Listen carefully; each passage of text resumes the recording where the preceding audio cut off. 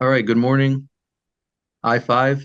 Welcome to the next STRAT talk. I'm here together joined with Master Sergeant Wesley Allen. A bit about him, I want to speak a little bit and introduce him.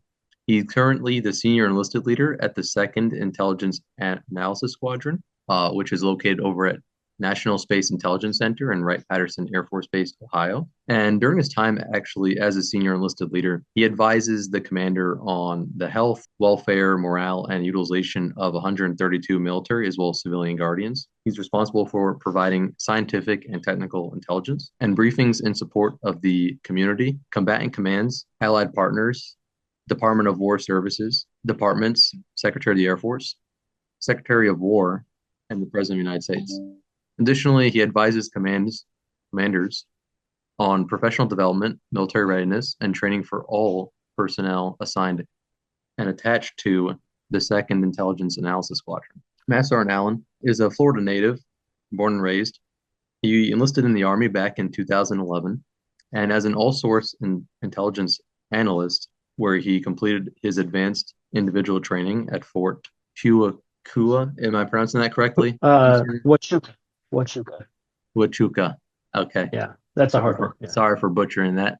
that's all right. In February 2012, Master Sergeant Allen was actually deployed twice during his time in the 4th Infantry Division. And in support of operations Enduring Freedom, Spartan Shield, and Freedom Sentinel, he led soldiers, civilians, and hosted many nation interpreters in support of the Bagram Air Force Base defense through civil and military key leader engagements, radio broadcasting, intelligence surveillance reconnaissance, counterintelligence, screenings, targeting, and collection management. He also serves as the senior intelligence analyst for cyber operations at Fort Eisenhower, Georgia, where he supported cyber operations targeting, operational planning, trained and mentored incoming analysts, and developed doctrine for the standard practices for United States Space Force. Prior to his current position, he was also the operations superintendent, as well as over at NSIC, which is the National Space Intelligence Center. Amazing background, I have to say. And I want to welcome you. Thank you so much for being here, Master Sergeant Allen. Thank you so much for having me. I'm excited to and tell you guys a little bit about myself. Thank you so much. All right, I'm gonna hop into the questions. So the very first question that I want to ask you, actually, that all our viewers are definitely interested in, especially when it comes to your intelligence background. And I want to Yep. ask you, like, just from your personal experience and that all that you've done, what do you see as like some of the most pressing intelligence challenges that we see in the space domain today? That's a really tough question. Um, I would just say it's just the sheer amount of things happening in space, right? The rapid emergence of capabilities in space. Space has been rapidly changing over the last several years. And the environment, right, the space domain is something that we have to continue to track and understand what's going on and where things are to be able to do our mission effectively in the Space Force. The Space Force, um, we already are, but we have to continue transitioning to a resilient architecture to ensure the survivability and effectiveness of our joint forces, our allies, and our partners across all warfighting domains. For our intelligence, that means creating and maintaining programs that allow us to, if I can reflect back to my Army intel days for a second, to find, know, and never lose the enemy. That's straight out of the intel creed from the Army. Space domain awareness is key to that endeavor, right? Russia and China have already developed and fielded counter space capabilities designed to hold us at risk, and we have to be prepared to counter those. Oh, that's amazing. It truly is. And even referring back to your Army days, absolutely incredible, Master Sergeant Allen. Wow. I'm sure those challenges, like, they'll constantly be a threat and something that we always have to keep on working through, especially in these coming years with all that's Yeah, happening. for sure. Yeah. Absolutely. Thank you for that, by the way. Now I want to ask, actually, I want to move on a little bit. As a follow-up, actually, Master Sergeant Allen, based on what you've seen with the challenges within the Space Force and the space domain, how has the integration of Space Force and intelligence, or space intelligence, I should just say, how has it evolved during its stand up from the beginning of the Space Force? up until today, and where do you foresee that going in the next couple of years? Yeah, that's a good question. Space Command has been around for a very long time. We only stood up as a service relatively recently, when you look at how long other services have been around, right? But since we stood up as a service and since INSIC, National Space Intelligence Center, stood up in June of 2022, we've been working really hard to establish subject matter expertise at all the major war games and exercises, um, standing up Space Force components at each one of those combatant commands has greatly, in my opinion, greatly increased the understanding of the space domain for our joint partners from all the other services, right? That allows us to put experts across the Space Force that can articulate threats to joint operations and highlight capabilities and limitations of enemy forces into that decision making process and allow commanders the information to have the information they need to make those decisions for wartime. Well, thank you for that answer, Master and Allen. That's really interesting that you mentioned that about how the evolution of space is currently taking place. As a follow-up to that, I want to ask about like some of the emerging space threats that you've encountered and that you believe would be potentially like what are some broader defense communities way of almost interpreting or what could they be underestimating in terms of like what are some of the space threats that we could potentially encounter in terms of like in terms of intel? Yeah, thanks for that question. It's hard to talk very specific about this because a lot of stuff gets into classification issues pretty quickly. Excuse me. But um, going back to my first answer, right? The sheer amount of things that are going into space and things that we may or may not know that are even there, right? You don't know what you don't know, and having that good space domain awareness platform will help us identify what that is. Um, I would say, kind of keep its party lines, maybe that our adversaries have developed and fielded threats to space specifically designed to hold U.S. infrastructure at risk, right? And they continue to develop them. It's not slowing down. Our adversaries understand how important space is to us, and they want to be able to affect that if it ever comes to a wartime situation. Um, these threats can span the full spectrum of conflict, non-kinetic to kinetic, reversible to non-reversible effects, right? Um, but the different emerging threats from our adversaries in space have the potential to affect not only our military operations and RC2, but our normal everyday satellites that we use for scientific research, right? Deep space exploration, meteorological, agricultural, commercial, worldwide banking services, right? All of these things are put at risk when we allow our adversaries to put all these different weapons in space. Absolutely. Absolutely. And both from your personal experience, from your extensive background, I should say, I've seen that you worked in both the cyber and space intel career fields and backgrounds, I should say. How do you see these domains converging in future conflicts, such as like a space intelligence domination center that we can potentially see in the future? Space intelligence dominations. That sounds really cool. I would love to see that. Um, I think both having experience in both cyber and now space intel, I think they're both very highly technical career fields, right? They require very specific and technical skills um, for each one. And at the end of the day, everything in space is linked by the radio frequency spectrum, the RF spectrum, right? It takes a signal to push information up to space. It takes a computer on board um, that satellite to read and to and then it takes another signal coming back down to to say that it received and completed the command. So I would say the short answer is that cyber and space are codependent on each other, right? Our ability to understand the cyber domain as a Space Force and understand the threats that exist terrestrially will help us better understand what threats may exist when it comes to on orbit cyber capabilities.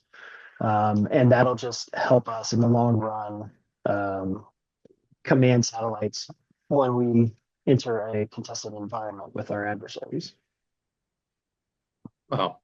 And with that, I want to say from you with your current position being a senior enlisted leader and taking all that in and utilizing your resources around you, such as in this case, satellites usually. Mhm. How do you balance the demands actually of like mission execution with like guarding development and resilience, not just for yourself, but your airmen, or excuse me, in this case, your guardians that are underneath you? Of course. Um, well, I'd start off by saying at INSIC, we are predominantly civilian guardians. We, I would say, over 85%, probably close to 90% civilian guardians, right? And our civilians are great. They come with um, that expertise. They come with engineering degrees, intelligence degrees, right? They're they're very good at what they do. Um, we at INSIC, because we're um, the Service Intel Center and we're aligned underneath Headquarters Space Force, we don't fall under SPA4Gen. So we don't have to adhere to those prepare, ready, commit cycles that SPA4Gen does. It makes it a little more complicated for us because that doesn't give us a built-in training program.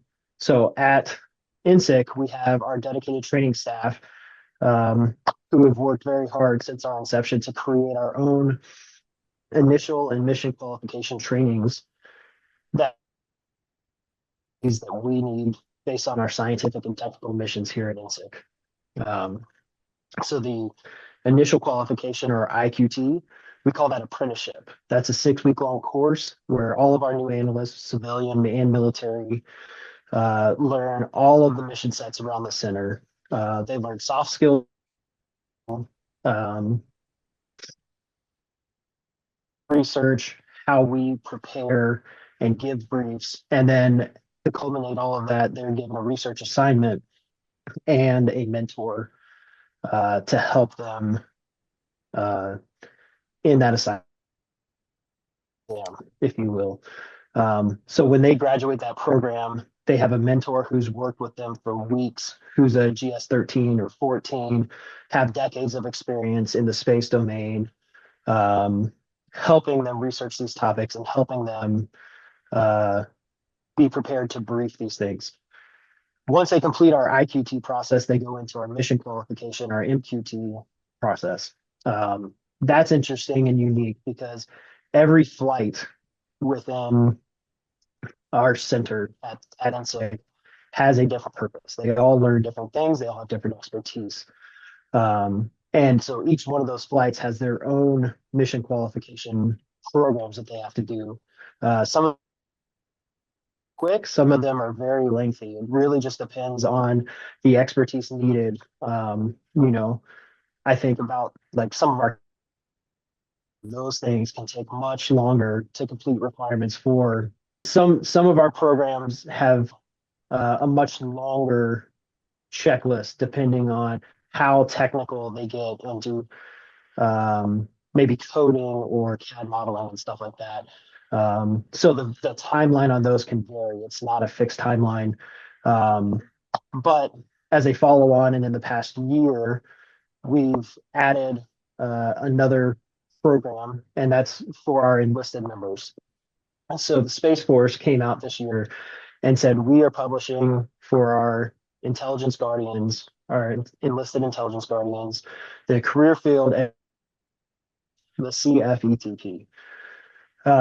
This has additional training requirements for our military enlisted members that they have to complete. There's 4 levels to that. There's basic, intermediate, advanced, and expert. And you can see that if you look at their SFSC by a 3, 5, 7, or 9 within that coded SFSC.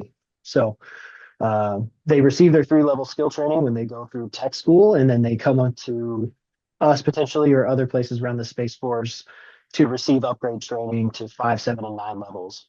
We had to kind of adjust. We did not have a program for this because we were using our IQT and MQT as that program previously. So now our military enlisted members have a dedicated, uh, roughly 3 month plan for their 5 level upgrade training.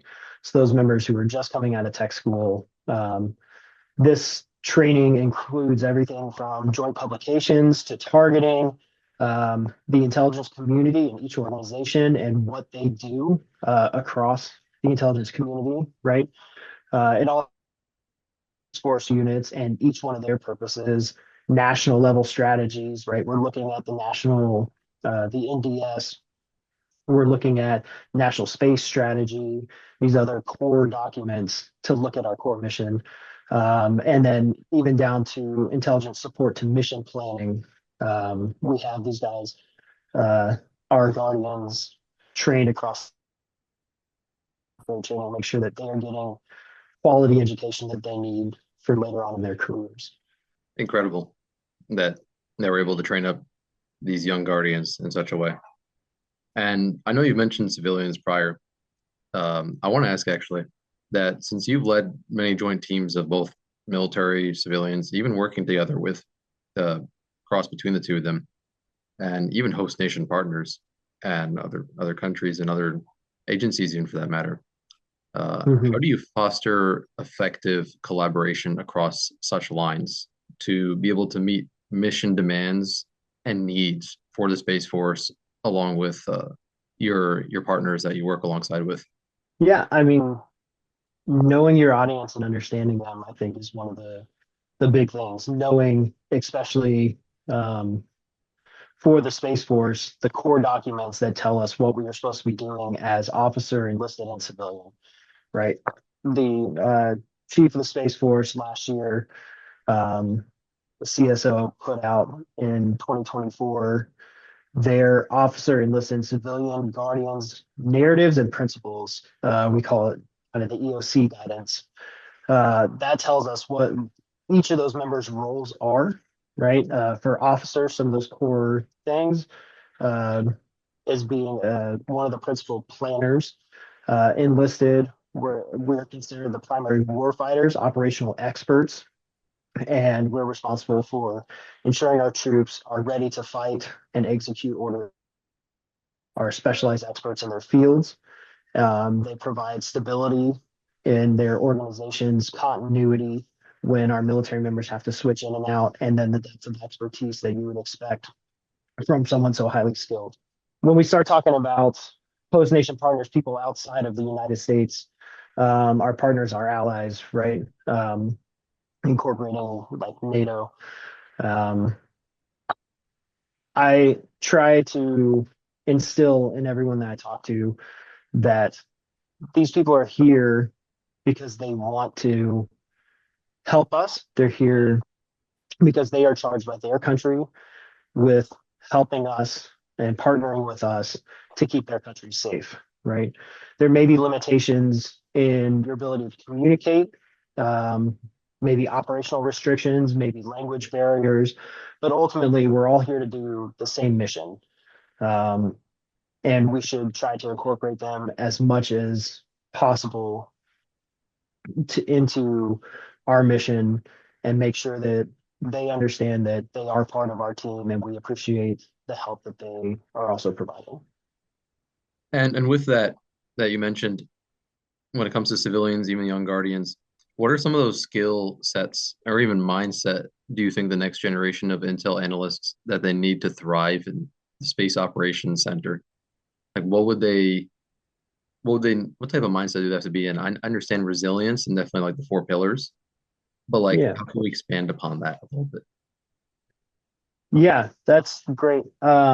if I could restructure the question a little bit, right? If I was going to create my ideal intelligence analyst, right? Um, I had to spell all these out to make sure I got the percentages right. 20% critical thinking, 15% some kind of engineering proficiency, mechanical, electrical, computer engineering, like 15% digital literacy, 10% research ability, and 15% things around them, things that they don't know about. And then 25% would be like that core analytic training that you get during maybe tech school or in your bachelor's or master's degree as an analyst, right?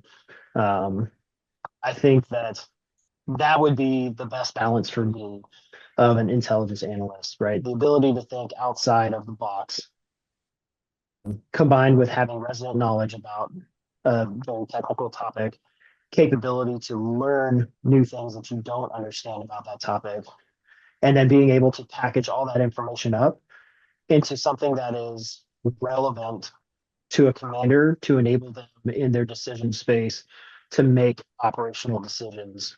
Um, that is, in my opinion, what the best intelligence analysts would look like. And I want to ask actually to that, from your key leadership lessons that you've learned during your deployments, as well as your time just being in, because you've been in the service so many years, and you're a wealth of knowledge when it comes to this, especially our senior NCOs, to our future officers or even our young guardians. I want to ask, how can you, or like, what is some advice that you can influence and mentor young guardians today, especially those who are looking into being those young intel analysts who want to work within the space domain, space operations? What is like the biggest advice you can give to them first coming in? Yeah, I think the first thing I would tell them is you're going to learn way more about orbital mechanics than you ever wanted to know. How satellites move on orbit is something that when I switched over to Space Force, I can say I knew nothing about, right? I had to learn that pretty quick. Reaching back to one of the previous questions where we talked about cyber and space intelligence, right? Space is such a technical field. So that intrinsic knowledge, the understanding of space mechanics, how things move in space, and what it takes to put something on orbit, what it takes to maintain and keep something on orbit. Um, that the more you can understand those things, the easier it is to understand the intelligence side of things, right? Knowing where it is, knowing what it can do, and how long it can do it for will greatly enhance any new guardian's ability to understand and predict what the enemy's capabilities are. Incredible, absolutely incredible. I'm sure that would definitely help out many young guardians how they can better be those intel analysts within their career fields. And I want to ask actually a question that about you actually that ties into what shaped your leadership philosophy itself, like, and what type of leaders have you met throughout your journey that helped shape who you are today, being that leader who's able to give that advice to young guardians, who helped and assisted, and essentially like how is it that Master and Allen is basically the person that he is today? Like, what's his philosophy, basically? Yeah, that is a great question. I thought really hard about this, and I don't think there's one thing in particular. I like to tell people that I learned something from everyone I interact with, right? Um, Good or bad. I always try to take away something from any interaction I have with someone. And that's really kind of shaped my leadership style, right? Taking the best from people, identifying those things that could be done better, and then trying to do those things better, I think would um, is how I try to approach it. I remember probably I was probably a specialist E4 in the Army, and I was looking to become an NCO. And my first lieutenant asked me, he said, Specialist Allen, why do you want to be an Army sergeant? And I remember looking at him, no hesitation, and saying, because I get stuff done. Um, at the end of the day, my mindset was to be the person who made it happen no matter what. No excuses, no blaming if things didn't turn out the right way, right? It was on me. I wanted to get that stuff done. Um, and when I became an NCO, I had to learn to rely on my subordinates, my specialists, my sergeants to get those things done to achieve that mission. But ultimately, as a senior leader and as an NCO in general, uh, it falls on your shoulders to take up that mantle and make sure that the things that you were charged with getting done are getting done to achieve the commander's intent and state. And then looking back from just from that leadership philosophy that you have, which which is immaculate to say the least.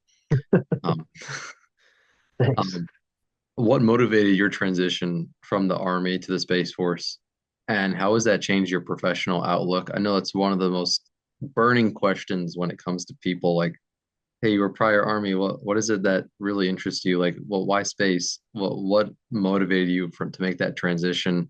And what is it that you encountered during your time while working within the Army that you found so infatuating within the Space Force to really make that shift and make that change?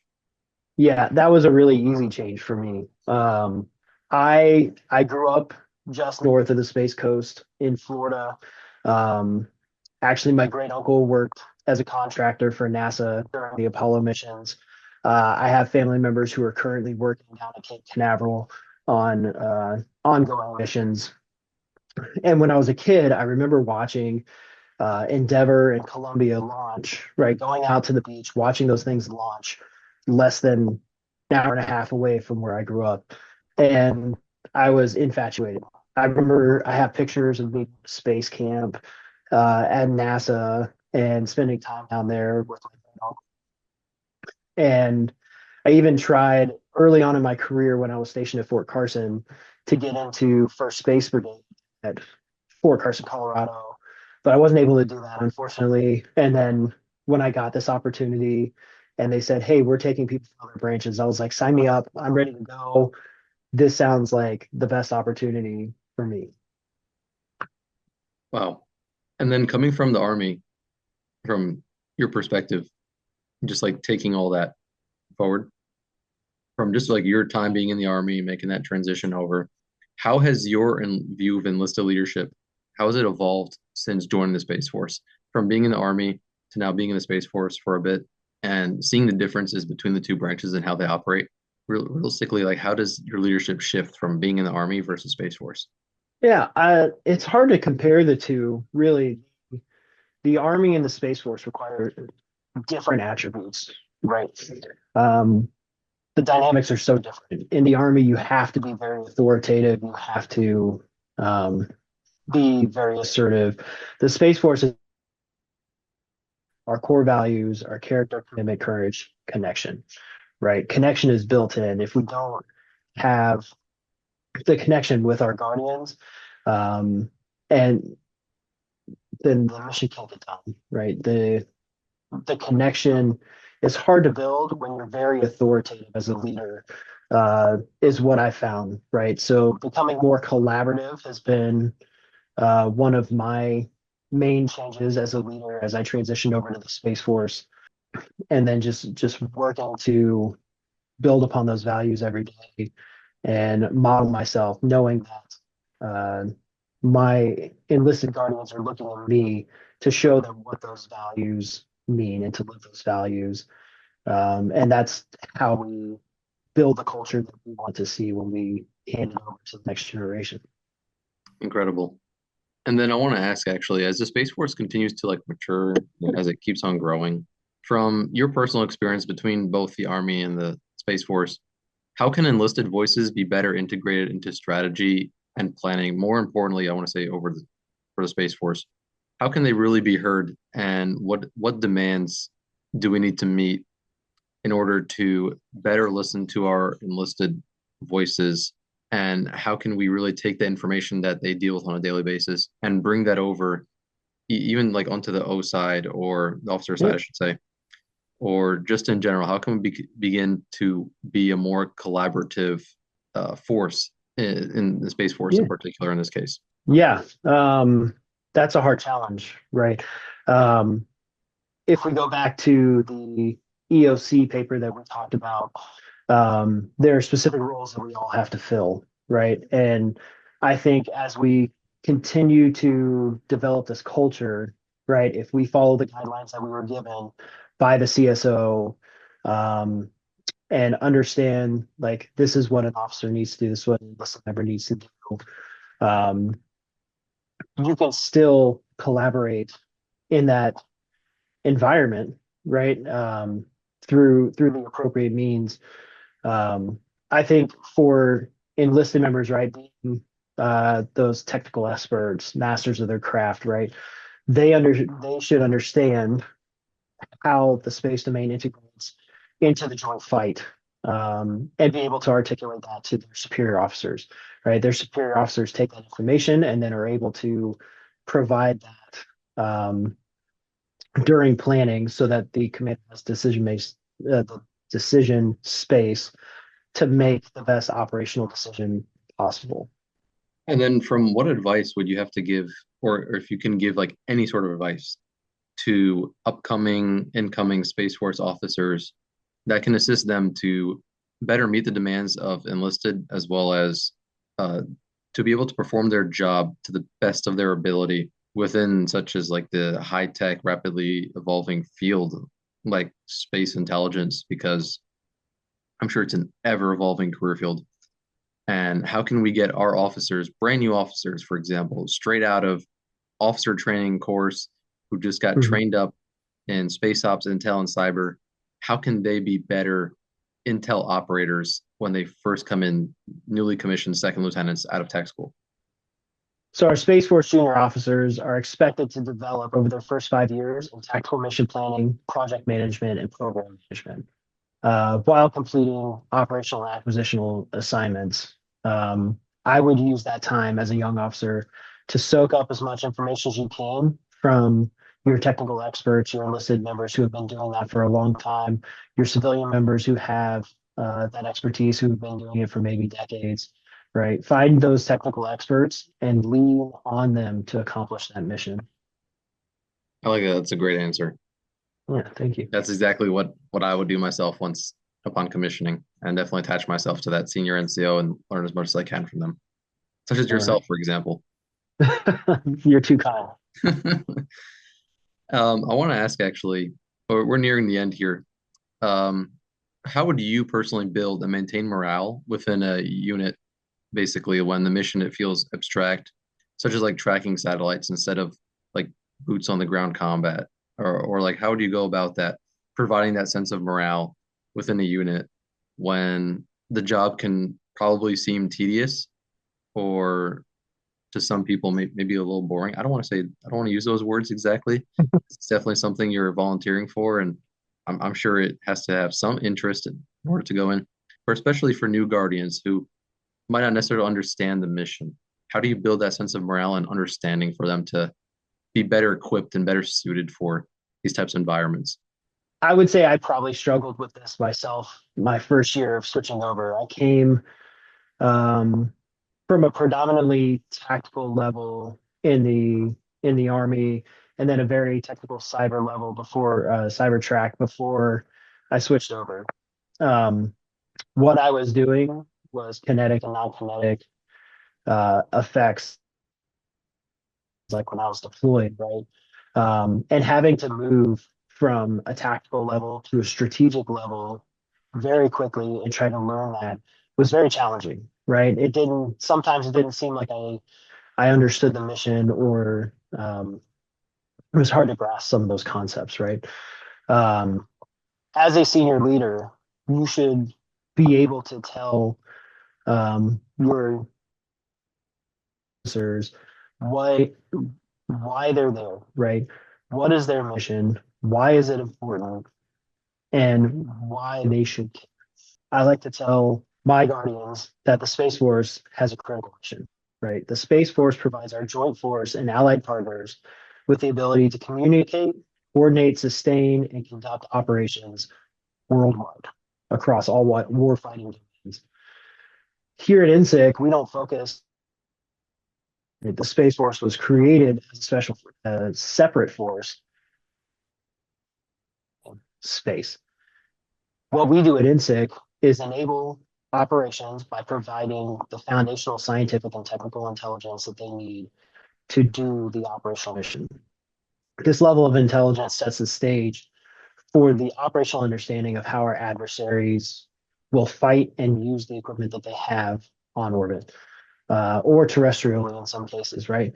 If we stay concentrated on our core responsibility, which is producing that foundational level research, and if the operational community is doing the operational work and tracking our adversaries in real time and informing their commanders on what it is that the enemy is trying to do or what they think they're trying to do, our mission shouldn't become abstract. We should know what we're doing every day, why we're doing it. We're here to keep to protect our U.S. forces, our joint forces, our allies, and partners worldwide. Master and Allen, I want to ask actually, I want to give you like a closing remarks. I want to thank you for today's interview, and I want to give you a little bit of time if you'd like to say anything just to leave the audience with after this fantastic interview we had today. Yeah, thank you, for allowing me to come on. I really appreciated you reaching out to me and giving me this opportunity, uh, and tell people not only about the mission from my center, but also to have those conversations of what it is we do as intelligence professionals, what it is we do in the senior enlisted, as mentors to not only enlisted members, but junior officers and civilians. I really appreciate the time that you give me to talk about that. And I hope I get to do it sometime. Absolutely, pleasure for having you. All right, with that, this comes to an end of our Strat Talk. This has been I-5 Cadet Brigadier General Santelli, and thank you very much for everyone tuning in, and have a great rest of the day.